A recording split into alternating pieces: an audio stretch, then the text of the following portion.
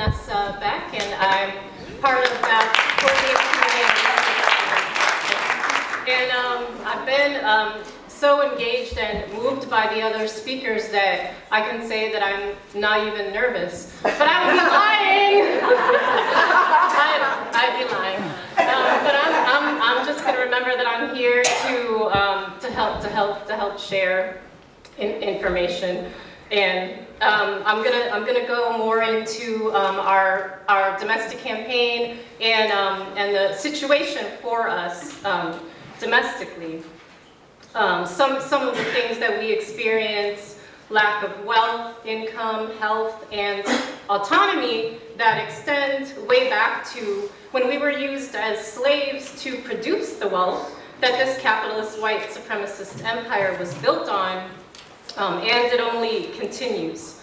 Those of us who are not lived by the state or locked up or homeless are still struggling and dying. Our potential as human beings cut short from the brutal psychopathology of white supremacy, capitalism, and its structures and institutions.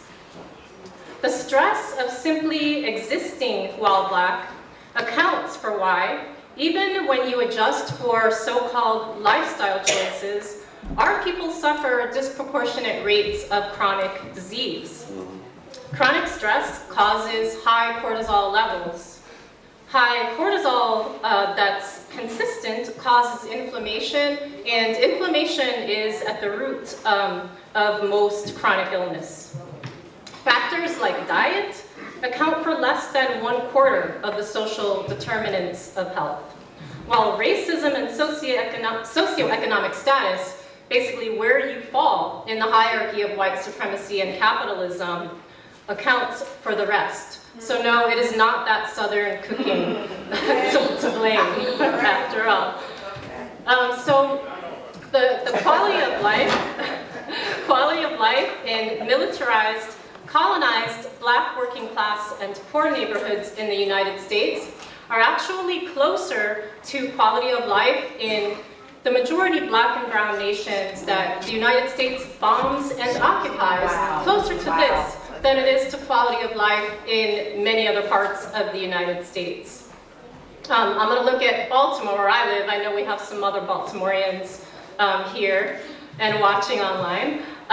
So in Baltimore, the wealthy white Roland Park area has a Human Development Index that's a measure of health, income, and education that is on par with the highest scoring nations in the world.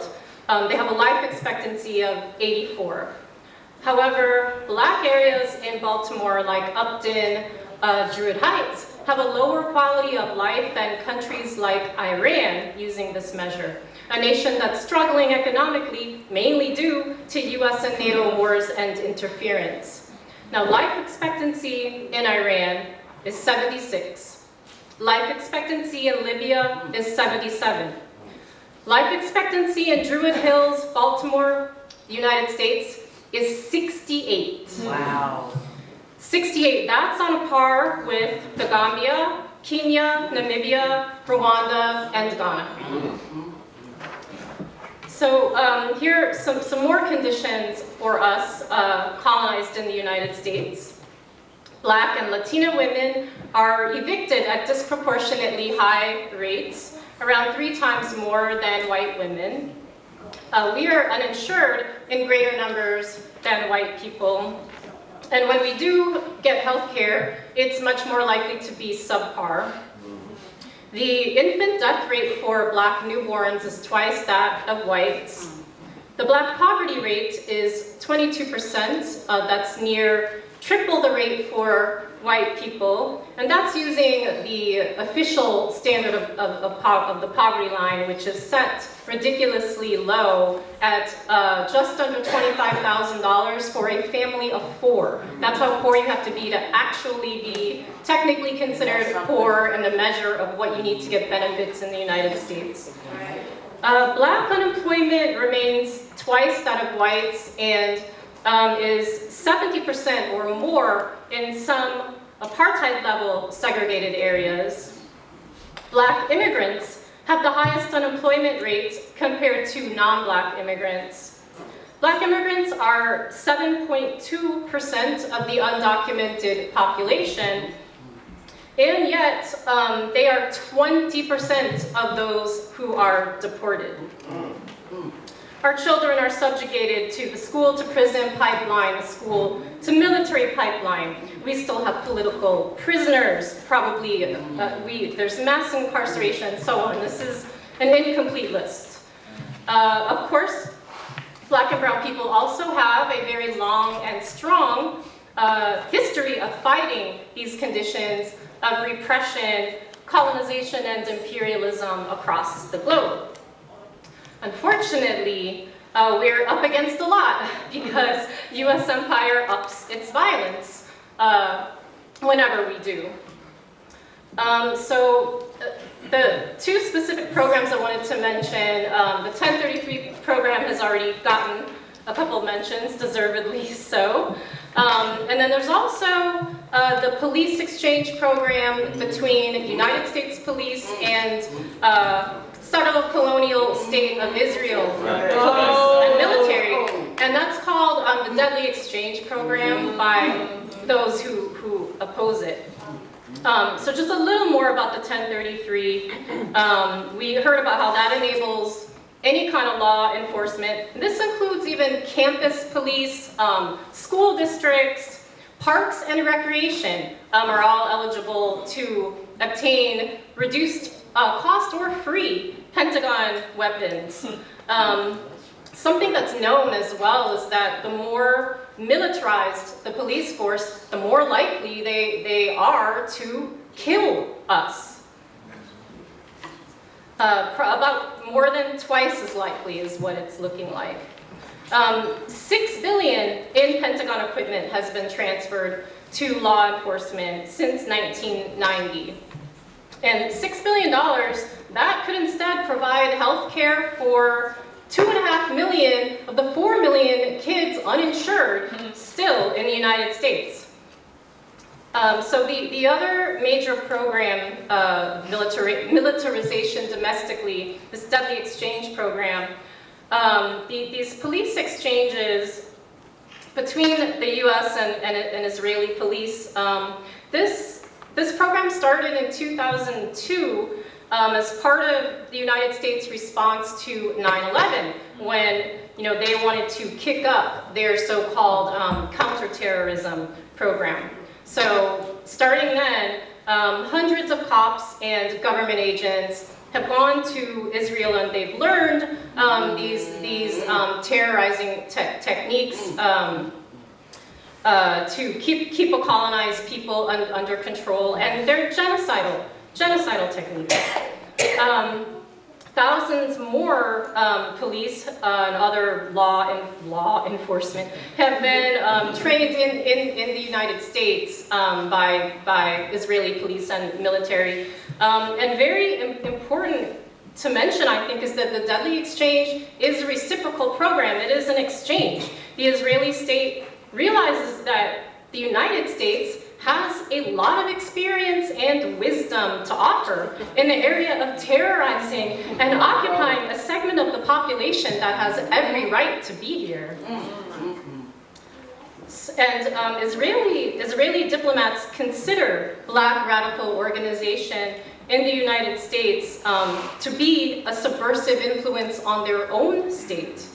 In an Al Jazeera documentary, there's a diplomat who says, quote, "The major problem with Israel is with the young generation of the Black community. Black Lives Matter." So it's clear that poor and working class Black and brown people, no matter where in the world we are we're all considered the same problem by U.S. empire and by its allies. And they are very unified on this. Yes, they are. So we must organize an even greater unified response to this. Right. Yes. And this is the point of our campaign: no compromise, no retreat. Defeat the war against African Black people in the U.S. And in closing, I'm just going to talk about how we plan to do this.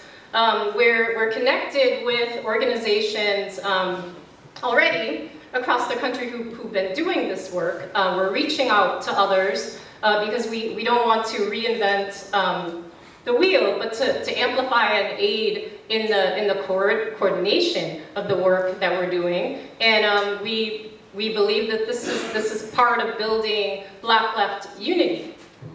And we plan over the next few months to build a national coordinating committee for this domestic campaign work. And so if you would like, if you're an individual or an organization and you want to be involved in this effort, you can go to the page, and it's on the wall here, blackallianceforpeace.com/no compromise, no retreat. And we'll get everybody connected together.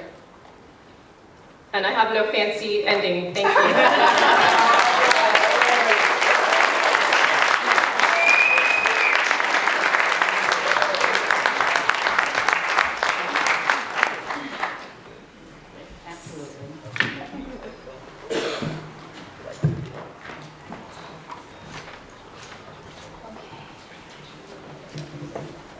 Good evening, brothers and sisters. Good evening. Before I speak and share my journey, I just want to say that the divinity in me honors the divinity in each one of you. Put on my glasses here. I stand here representing mothers, not only in the United States, but globally. I'm holding space. Before I share this with you, I want you each to know that I happen to be a grandmother of 8 beautiful children. That's right. Now I'm going to say, have you all heard of my daughter, India Kager? Yes. All right, so I'm not sure how many of you all are familiar with what happened to my daughter, but I'm just going to give you a brief overview, and I'm going to ask you just to send your energy so that I can contain as I speak, because every day for me is an uphill climb. My daughter India, 27 years young, had traveled to Virginia Beach with the father of her son, Roman Kager. The father's name was Angelo Perry. He had driven up here to Maryland to meet India, the baby, because he was not until a couple of days before they were murdered, a part of the baby's life. As they were traveling down to Virginia Beach, the Virginia Beach Police SWAT team, using the highly militarized gear, and I'll go into detail about that because I've learned a lot since then, were pinging Angelo Perry's phone, tracking his cell phone based on what they claim, and we know the narrative, all right, that they had received a tip from a confidential informant that he was on his way to commit a crime. Now, India and Angelo were en route down there to introduce Roman, because Evan is here, my other grandson, India's baby, is here, but I haven't had the headphones on for a reason. I want to re-traumatize him because he is familiar, but nonetheless, I want him in that space. They watched my daughter, India, carrying Roman's car seat in and out of the car as they went from house to house introducing Roman at 4 months old to Angelo's family who resided in Virginia Beach. When I say they, brothers and sisters, I'm referring to a trained, highly militarized, planned operation consisting of 16 white men on the SWAT team, Virginia Beach Police. I have to emphasize trained because this was not a 911 incident where there was a call or exigent circumstances that existed while they had them assembled. But I want you all just to hold in your mind that this was because this was a black man. And that they did not see India or Angelo as humans. Neither one of them. They watched my daughter as she went in from house to house carrying Roman's car seat. They watched her go back in her car.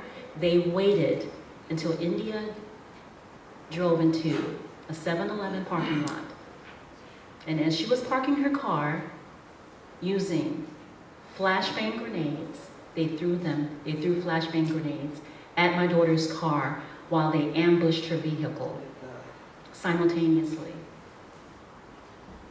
Do you all know what a flashbang grenade does? It renders one temporarily, you cannot see nor hear. No doubt, where did they get those weapons from? As they were ambushing my daughter's car, 4 SWAT officers jumped outside of the unmarked van, and then they commenced to firing over 51, not 30, I thought it was 30, 51 high-powered rifles, bullets into my daughter's car, fully cognizant that there was a baby and an innocent woman in the car.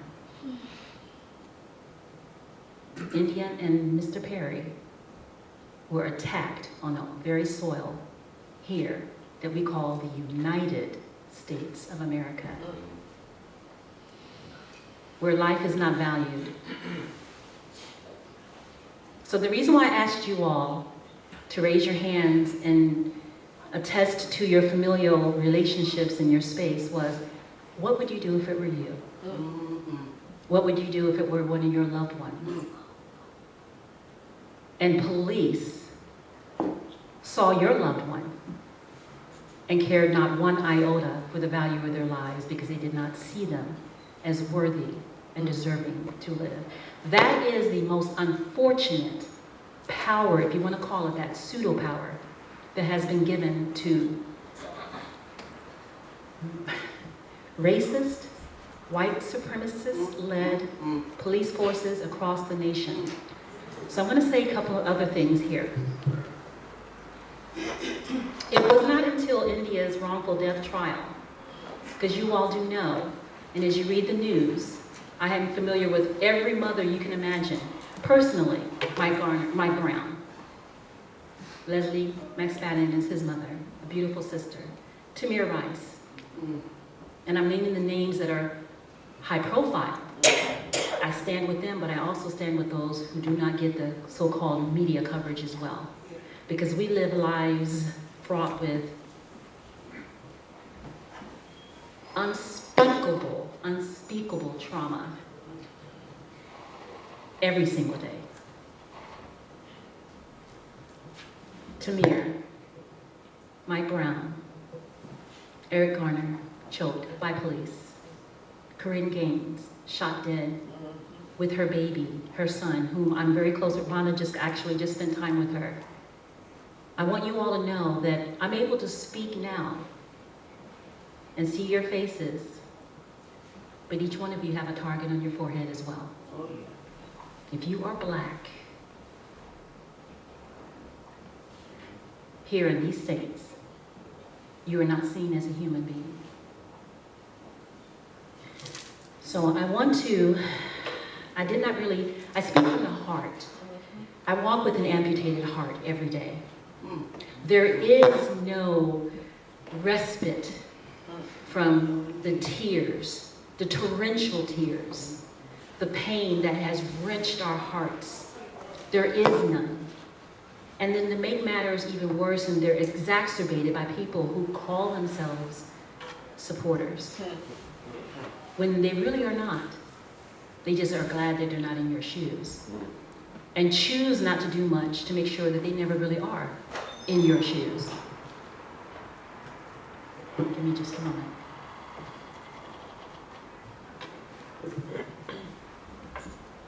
My daughter, India, life was snuffed out of her. 16 men. And not one of those murderers, I like to call them Neanderthals, were held criminally responsible. Not one. But this is perpetuated every single day, every single year. We hear more and more. And we cry. Cries that are unheard. We protest in collective temper tantrums, but they still choose not to bring about change Because now, the sister spoke about the Congressional Black Caucus. I want you all to know, I reached out to NAACP. I reached out to, and Brother John knows this, Al Sharpton. Actually, I was part of him. I can name these so-called leaders who are nothing but vultures. That's right. They have done nothing. Every single one of my sisters, and myself, my beautiful daughter, India Jasmine Kager, their lives were stolen under the Obama administration. Yet, he never once mentioned the lives of any of our children who've been murdered by police, not once. Right. The closest he got to it was saying that Trayvon Martin, who incidentally was not killed by police, could have been his son. Right. So that's placative and empty. And it does nothing to quell the constant onslaught and terror that is enacted by them. So I live with PTSD every day. Police terrorism, stress disorder. Wow. Wow. Every day. And that beautiful little boy right there, I just need you all to know, that's Evan, that's India's baby. He was 4 years old at the time his mother was stolen. His 4-year-old brother now, Roman, is permanently disabled.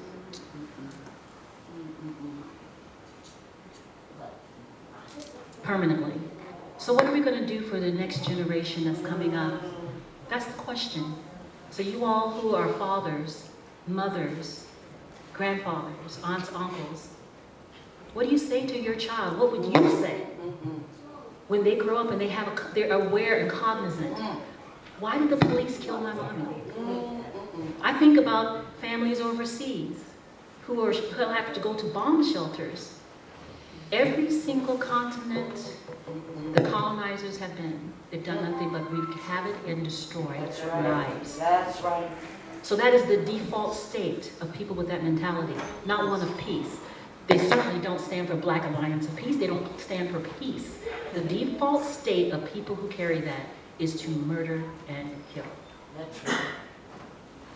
And we have to pick up the shards somehow and piece our lives back together and deal with the disingenuous.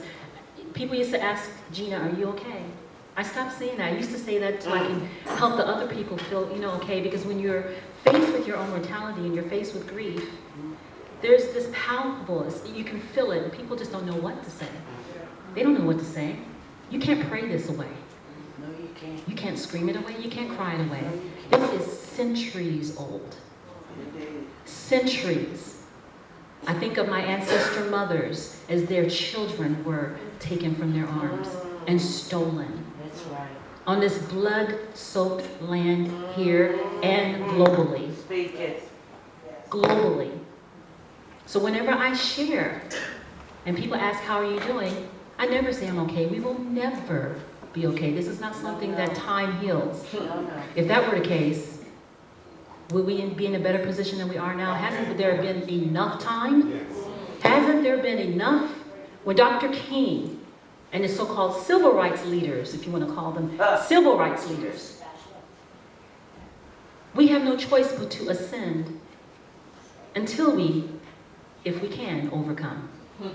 No choice.